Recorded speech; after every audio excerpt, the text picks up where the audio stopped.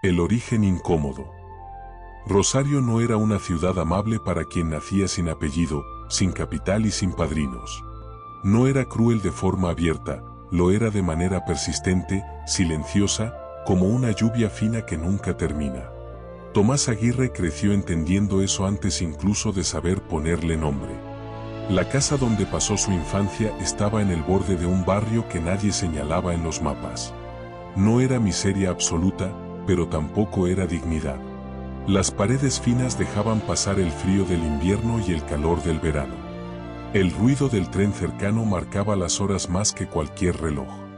Allí aprendió que el tiempo no se desperdicia porque no vuelve, sino porque se cobra. Su padre trabajaba cuando había trabajo. Su madre administraba la escasez como si fuera una ciencia exacta.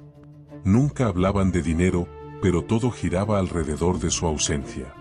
Tomás entendió temprano que algunas palabras no se pronuncian para no hacerlas más grandes. En la escuela, la diferencia no estaba en la ropa ni en los útiles. Estaba en la tranquilidad con la que algunos niños hablaban del futuro. Para ellos, el mañana era una extensión natural del presente. Para Tomás, era una pregunta incómoda que nadie sabía responder. Aprendió a observar. No era el más fuerte ni el más rápido, pero tenía una atención constante, casi incómoda. Veía cómo los adultos negociaban, cómo algunos lograban más diciendo menos, cómo otros trabajaban el doble para llegar a la mitad. Ese contraste empezó a formarle una inquietud que no sabía explicar, pero que no lo dejaba en paz. A los 12 años tuvo su primer contacto real con el trabajo. No fue por elección, sino por necesidad. Ayudaba a cargar mercadería, limpiaba, alcanzaba herramientas. Nadie le enseñó, aprendió mirando. Entendió que el esfuerzo físico cansa el cuerpo, pero no garantiza salida. Esa fue una verdad dura, pero temprana. No había sueños grandilocuentes en Tomás. No imaginaba mansiones ni riquezas. Lo que deseaba era más simple y más profundo, no vivir con el miedo constante de que todo se rompiera por falta de dinero. Quería control, aunque todavía no supiera cómo se construía. Las noches eran el momento más peligroso. En el silencio aparecían las preguntas. ¿Por qué algunos avanzan y otros se quedan? ¿Es cuestión de suerte, de talento o de algo que nadie explica? Esas dudas no lo paralizaban, lo mantenían despierto. Rosario seguía su ritmo indiferente. Los colectivos llenos, los comercios abriendo y cerrando, la gente apurada. Tomás caminaba entre ellos sintiéndose pequeño, pero no invisible. Algo dentro suyo se negaba a aceptar que ese fuera el único camino posible. No lo sabía todavía, pero en ese origen incómodo se estaba formando su mayor herramienta, la incomodidad constante. Esa sensación de que nada estaba garantizado y de que depender de otros tenía un precio alto. Tomás Aguirre no heredó dinero, ni contactos, ni certezas. Heredó preguntas. Y sin saberlo, empezó a construir desde ahí. El primer empleo estable de Tomás Aguirre llegó sin ceremonia. No hubo felicitaciones ni expectativas exageradas. Fue un puesto más, en un depósito cercano al puerto de Rosario, donde las horas se acumulaban como cajas mal apiladas y el cansancio se llevaba a casa en la espalda. Entraba antes de que amaneciera y salía cuando el sol ya no tenía fuerza. El trabajo era simple y repetitivo: cargar, ordenar, anotar, descargar. Nadie hablaba de futuro allí. Se hablaba de turnos, de pagos atrasados, de dolores en las manos. Tomás observaba en silencio. Escuchaba más de lo que decía. Y cuanto más escuchaba, más algo dentro suyo empezaba a incomodarse. Había hombres que llevaban 20 años haciendo lo mismo. Algunos eran respetados, otros apenas tolerados. Todos estaban cansados. No cansados de un día, sino de una vida entera empujando sin avanzar.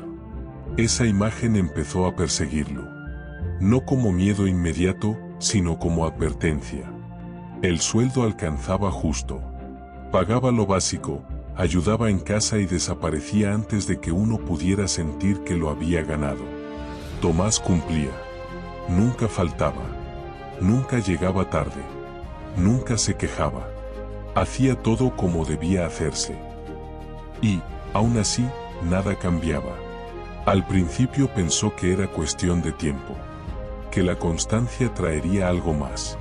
Un ascenso, una oportunidad, una señal. Pero los meses pasaban y el panorama se mantenía idéntico. Los mismos rostros, las mismas órdenes, la misma promesa silenciosa de que mañana sería igual. Una tarde, mientras acomodaba mercadería, escuchó a dos compañeros discutir. Uno decía que el problema era la suerte. El otro, que nadie salía adelante sin contactos. Tomás no intervino, pero esa conversación se le quedó grabada. No porque estuviera de acuerdo, sino porque notó algo más profundo.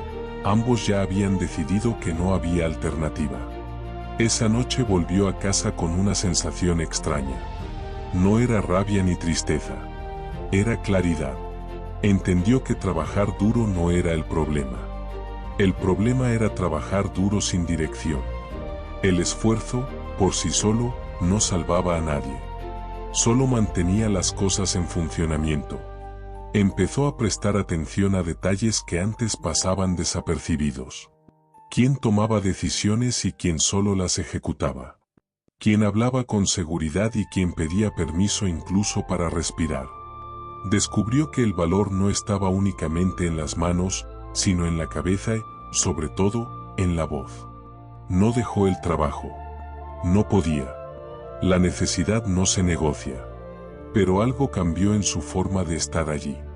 Dejó de verse como parte del engranaje y empezó a verse como alguien de paso. No por soberbia, sino por supervivencia. En los descansos, en lugar de hablar del cansancio, escuchaba historias. Preguntaba cómo funcionaban las cosas. Cómo se cerraban acuerdos, por qué algunos clientes pagaban más rápido que otros, porque ciertas palabras destrababan situaciones que la fuerza no podía mover. Era un aprendizaje informal, casi invisible. Tomás empezó a entender que había un mundo paralelo al del esfuerzo físico. Un mundo donde las decisiones se tomaban con información, con lenguaje, con estrategia. Y ese mundo no estaba reservado para genios ni para ricos. Estaba reservado para quienes se animaban a pensar distinto. La frustración apareció, pero no como derrota. Apareció como combustible. No quería pasar su vida esperando que alguien lo viera. No quería llegar a los 40 con la sensación de haber cumplido sin haber elegido. Esa idea le resultaba insoportable. Rosario seguía igual.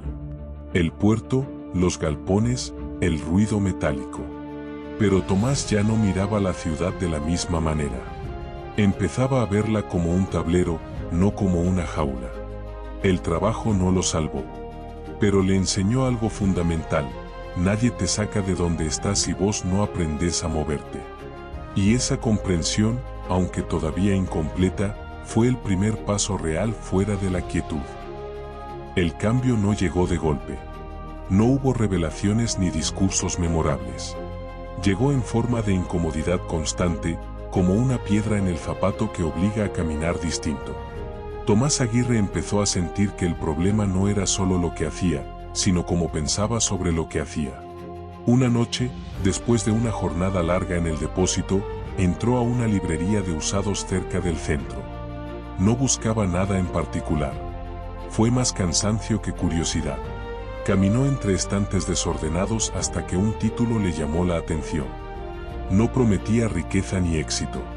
Hablaba de decisiones, de influencia, de cómo las personas interpretan la realidad a partir de palabras. Lo compró porque era barato y porque algo en ese enfoque le resultó incómodo. Leyó despacio.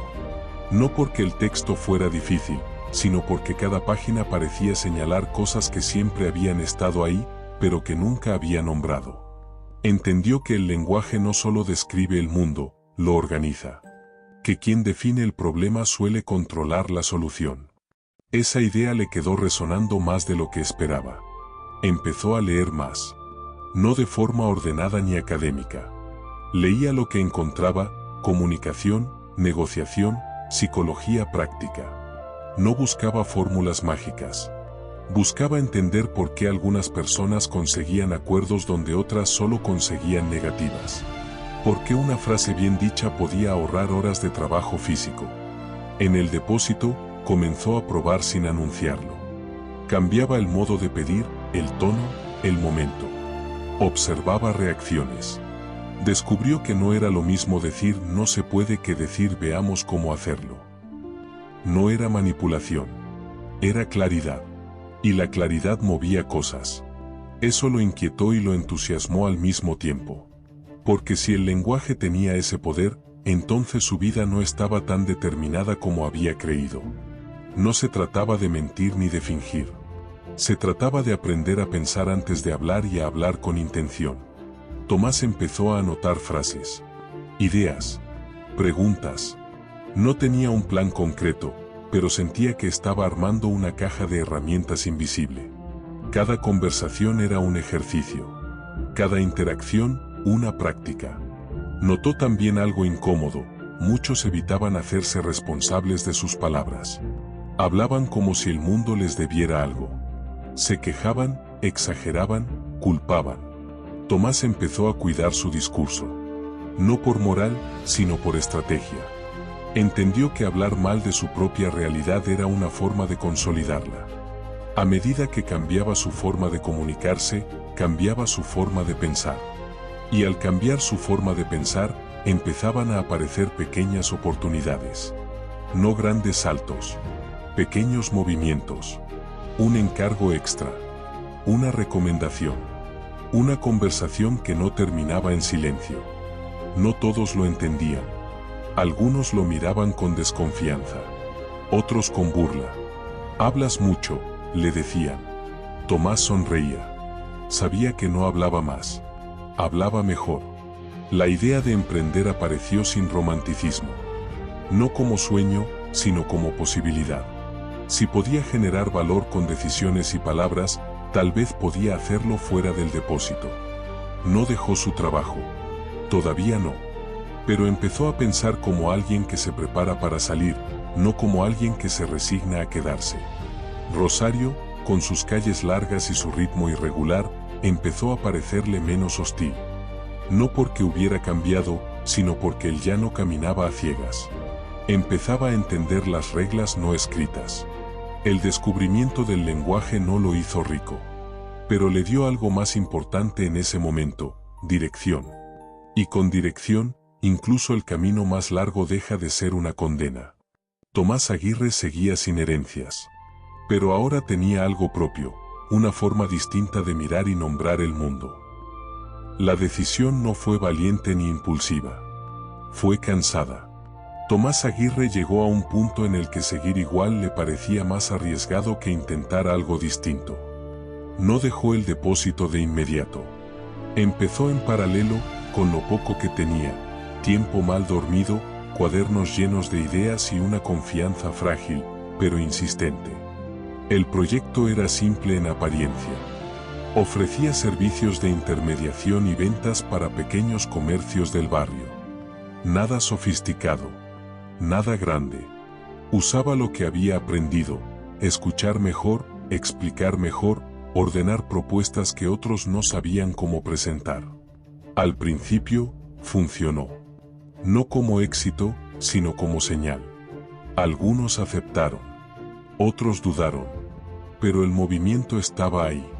Ese pequeño avance fue suficiente para empujarlo un poco más lejos de lo prudente. Tomás empezó a creer que había encontrado el punto exacto entre esfuerzo y estrategia. Y en ese exceso de confianza cometió su primer error serio: adelantarse a los resultados. Pidió dinero prestado. Poco, pero significativo para él. Alquiló un espacio mínimo, compró materiales, prometió plazos que dependían más de su deseo que de la realidad. No fue irresponsabilidad deliberada, fue inexperiencia mezclada con urgencia. Los problemas no tardaron en aparecer. Un cliente se retiró a último momento. Otro pagó tarde. Un tercero exigió resultados que nunca habían sido posibles. Tomás intentó resolver todo hablando, ajustando, cediendo. Pero el lenguaje, sin estructura, no alcanza. Y él todavía no tenía estructura. Las cuentas empezaron a desordenarse. El entusiasmo se transformó en tensión. Dormía poco y pensaba mucho. Cada día abría el local con la sensación de estar sosteniendo algo que podía caerse en cualquier momento. La caída no fue espectacular. Fue silenciosa. Un cierre anticipado. Llamadas que dejó de hacer. Miradas esquivas en el barrio. La deuda seguía ahí, pequeña en números, enorme en peso. Tomás tuvo que admitir lo que más le costaba: había fallado. Volvió al depósito con la cabeza baja, pero no vacía. Algunos lo miraron con una mezcla de lástima y confirmación. Como si su intento hubiera servido para demostrar que no se sale del lugar asignado. Esas miradas dolieron más que la pérdida económica. Durante semanas evitó hablar del tema. No se justificaba. No culpaba a nadie. Sabía que el error había sido suyo. No por intentar, sino por no haber medido el proceso. Confundió comprensión con dominio. Y la realidad se encargó de corregirlo. Sin embargo, algo no se rompió. A pesar del cansancio y la vergüenza, no apareció el deseo de abandonar. Apareció otra cosa: responsabilidad.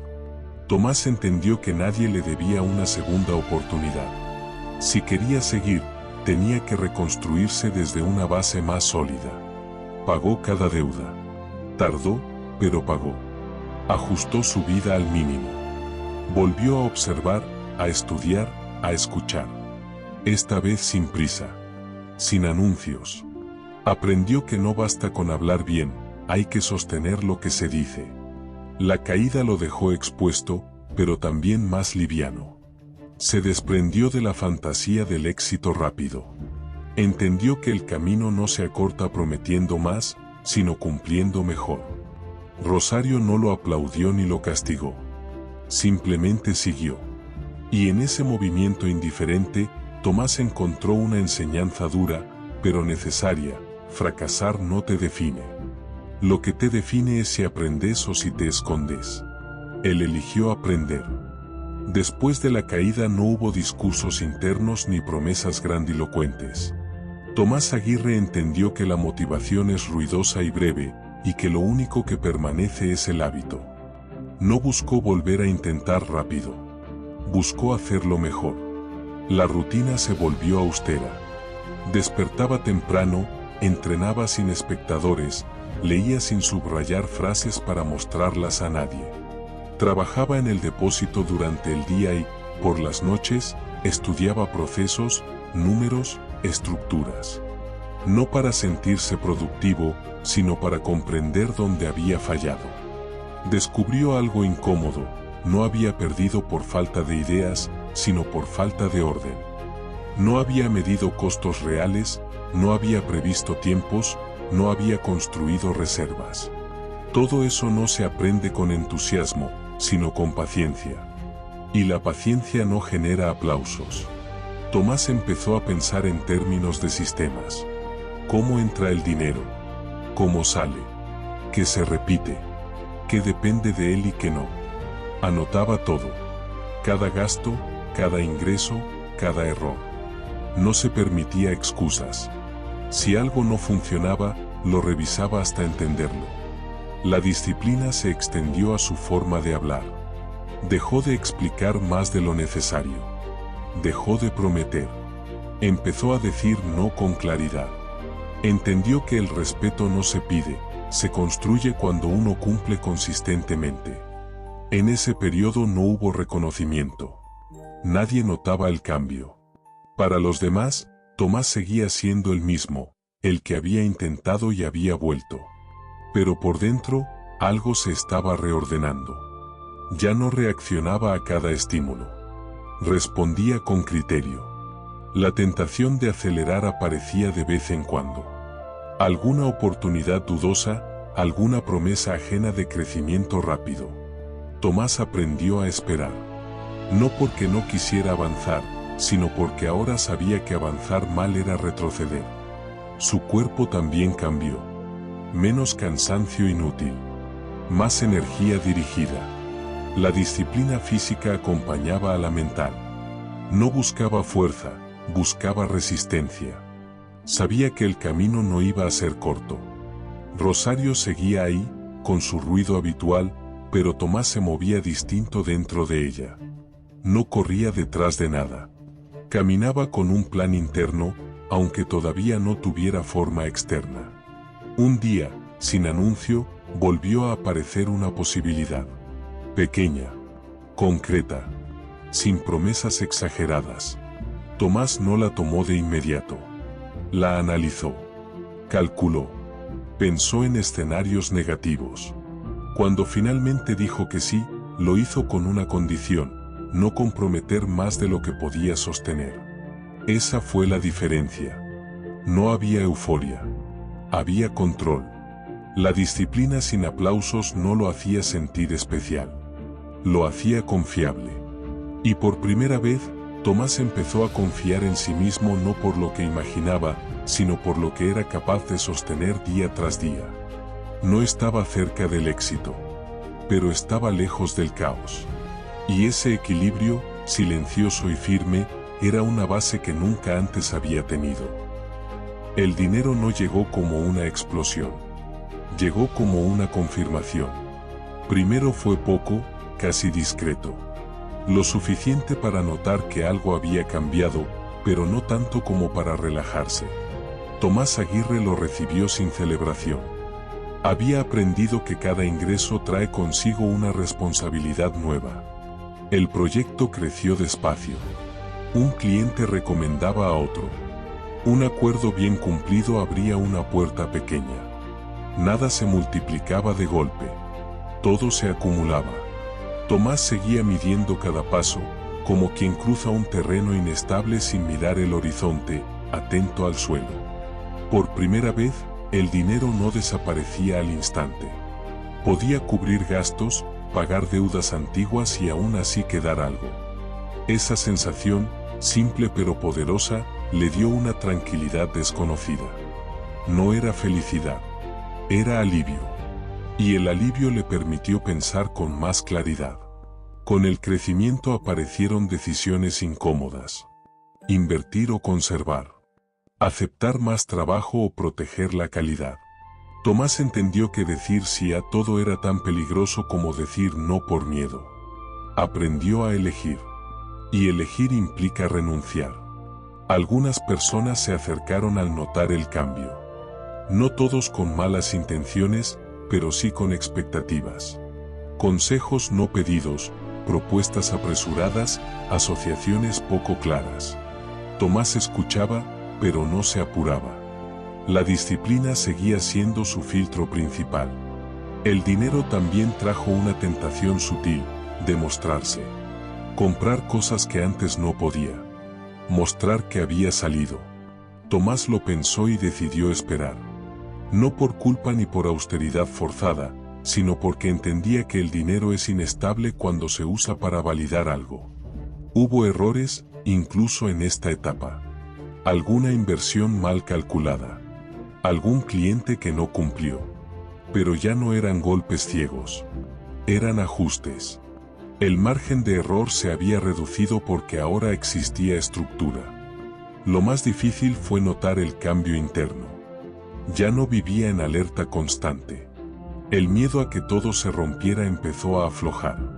Y en ese espacio mental surgió una pregunta nueva: ¿qué hacer con esa estabilidad? Tomás entendió que el dinero no resolvía todo. Resolvía tiempo. Y el tiempo es una de las pocas cosas que no se recuperan. Empezó a usarlo mejor. Menos reactividad, más intención. Menos ruido, más foco. Rosario seguía siendo su escenario. La misma ciudad, pero otra posición dentro de ella. Ya no se sentía arrastrado por el ritmo ajeno. Empezaba a marcar el suyo. El dinero apareció. No como salvación, sino como prueba. Y Tomás lo entendió con claridad: lo que había construido no se medía en números, sino en la capacidad de sostenerlo sin perderse.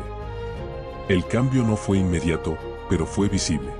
Cuando Tomás Aguirre empezó a tomar decisiones con impacto real, otros comenzaron a observarlo con más atención. Al principio eran preguntas simples, consejos puntuales.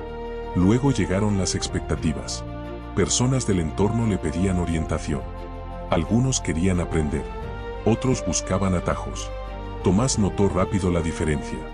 Enseñar no era repetir fórmulas, era transmitir criterio. Y eso implicaba decir cosas que no siempre eran bien recibidas.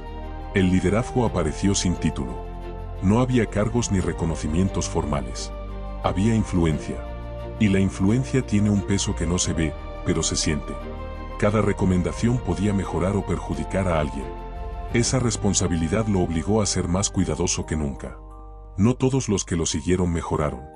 Algunos interpretaron mal los consejos. Otros hicieron lo contrario de lo que se les había dicho y culparon al resultado. Tomás entendió entonces una verdad incómoda: ayudar no garantiza resultados y liderar no evita conflictos. Las críticas llegaron. Primero suaves, luego más directas. Algunos lo acusaban de haberse olvidado de dónde venía. Otros decían que se beneficiaba del esfuerzo ajeno. Tomás escuchaba. No respondía de inmediato. Sabía que discutir cada señal era una forma de perder foco. Lo que más le costó fue aceptar que no podía cargar con todo. No podía salvar a todos. No podía explicar cada decisión. Liderar implicaba tolerar malentendidos sin volverse cínico ni complaciente. Ajustó su forma de comunicar. Fue más claro con los límites. Menos promesas, más condiciones. Algunos se alejaron. Otros se quedaron. Tomás aceptó ambas cosas como parte del proceso. El liderazgo no se mide por cuántos te siguen, sino por cuántos entienden por qué lo hacen. El dinero seguía creciendo, pero ya no era el centro. El verdadero desafío era sostener una estructura donde otros dependían, en parte, de sus decisiones. Cada error tenía un eco mayor. Cada acierto también. Rosario lo miraba distinto. No como figura pública, sino como referencia local. Eso lo incomodaba. Nunca quiso ser modelo. Solo quiso salir del lugar donde estaba. Pero entendió que el avance individual siempre genera ondas alrededor. Hubo noches de duda. Momentos en los que se preguntó si valía la pena. Si no era más simple volver a ocuparse solo de sí mismo. Pero retroceder ya no era una opción honesta. Había asumido un rol, aunque no lo hubiera buscado. El precio del liderazgo no fue el cansancio ni la exposición. Fue aceptar que, a veces, hacer lo correcto no te deja bien parado. Y aún así, seguir haciéndolo. Tomás Aguirre no heredó autoridad. La construyó paso a paso. Y con ella, aprendió que avanzar no te eleva por encima de los demás, sino que te obliga a mirar más lejos.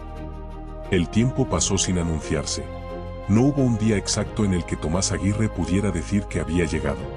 Lo entendió de otra manera, dejó de sentirse perseguido por el futuro. Y eso, para alguien que había vivido siempre corriendo detrás de algo, fue la señal más clara de cambio.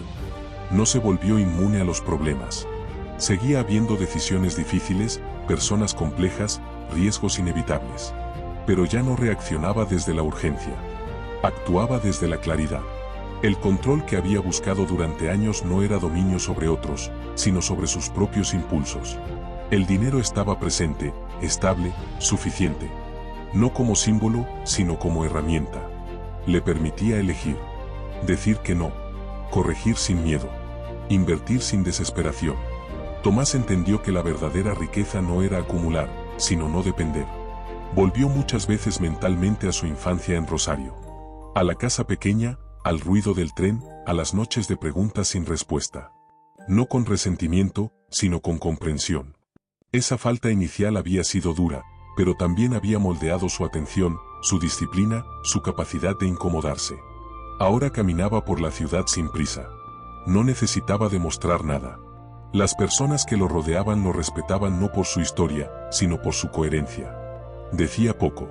Hacía mucho. Y sostenía lo que empezaba. Algunos lo veían como un ejemplo. Tomás no se oponía, pero tampoco se aferraba a esa imagen. Sabía que cada camino es personal y que nadie se transforma copiando. Lo único que podía ofrecer era su forma de pensar y la honestidad de su recorrido. Hubo momentos de silencio profundo. Espacios donde no hacía nada productivo. Antes eso lo hubiera inquietado. Ahora lo entendía como parte del equilibrio. No todo tiempo debe rendir. Algunos tiempos deben ordenar.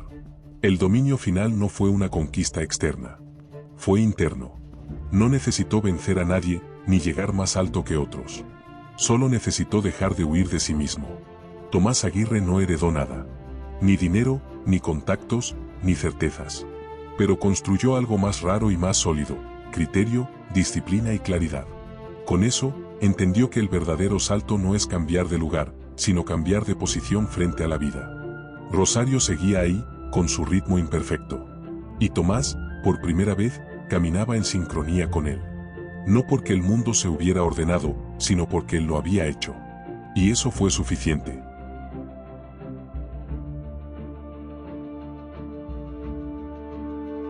Si esta historia resonó con vos, no fue casualidad. Hay caminos que no se heredan, se construyen paso a paso, incluso cuando nadie está mirando.